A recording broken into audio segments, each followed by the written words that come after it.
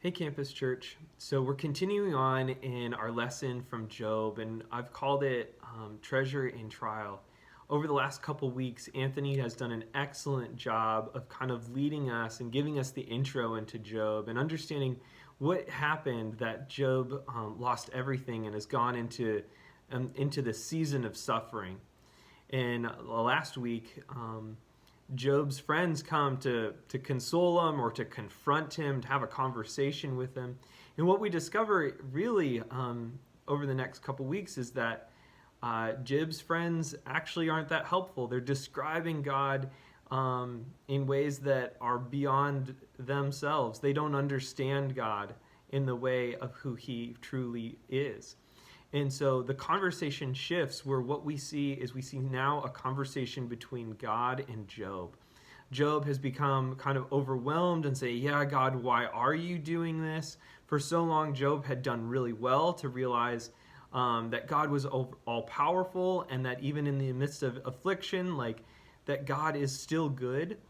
But God comes to Job and they have this conversation. And I think it's really summarized in Job chapter 38, verse 4. And I'd encourage you to turn there in your Bible app or in your Bible. And so look at Job chapter 38, verse 4. It says, "Where were you?" And to me, that really sums up the whole thing, where God is approaching Job and saying, where were you? Where were you when I created this thing? Where were you when I established the earth and the foundations? Where were you when I created and invented snow or hail or gives cause to rain or the earthquake? Where were you when I created light and darkness? And really, God brings Job to the reality that there are things that God is over that we have no ability to even grasp their creation, their formation. And so for me, I think this really summarizes and draws out the point of humility. Is that who are we to understand how God works and what God does?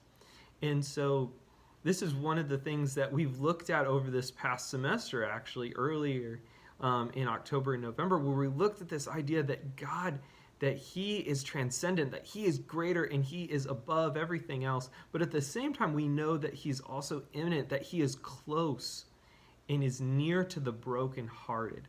And so the fact that he's having this conversation with Job does show us his nearness, but at the same time as his question asking, God is showing us how great and how transcendent he is. And so throughout this, I want to give a quick summary of Job 38, 39, 40, and 41.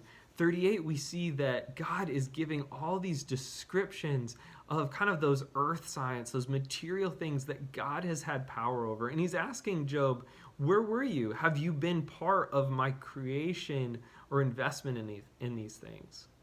And the answer is no. Job wasn't there. Job doesn't know. But even 39, we get into him describing the wild animals and even some of the domesticated animals and just showing their sheer power and the descriptions of what they're like and what they do. And God is taking credit for his authorship in their creation.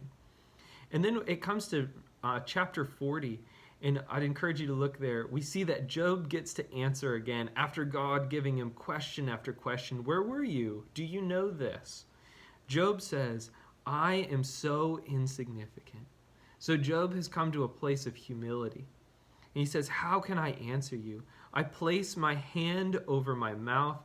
I have spoken once and I will not reply. Twice, but now I can add nothing. And after that, God goes into describing these other fantastic creatures, one called the behemoth and the other called the leviathan. And we see these descriptions of God's authorship in creation and his power. And God says, look, these are creatures that people fear. These are creatures that people cannot even, grasp or understand. And I am the author of them. And you think that you can understand their author. And so God shows his power.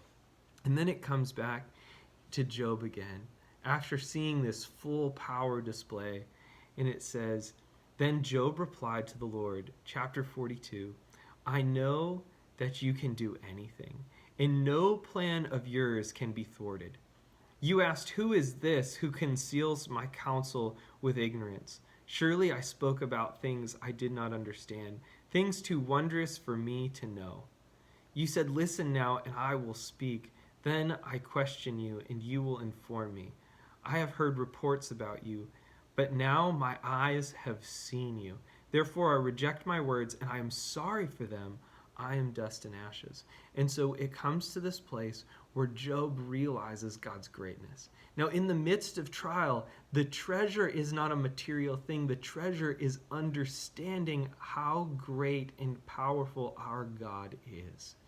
And Job gets to come to this understanding through, no doubt, suffering, through difficulty, and even through embarrassment. But the reality is that Job knows who his God is and has had this chance to meet him face to face. For us, we have had this chance to meet him face to face as we sang and remember our Christmas season, as we sing stories of an infant child who is our Messiah.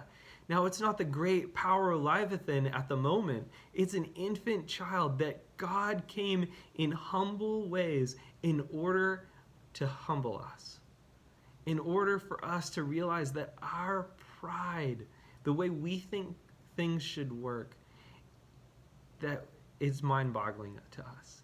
That God would look at us and say, where were you? And so in this season, I would just encourage you to listen and seek God, understand how amazing he is. And in those moments of pride and frustration, say, where was I? Where was I, God, when you created and did wonderful things? And so I'm thankful for Anthony and for him leading out in this. And also, I'm thankful for all of you. And we're looking forward to seeing you all in a few weeks.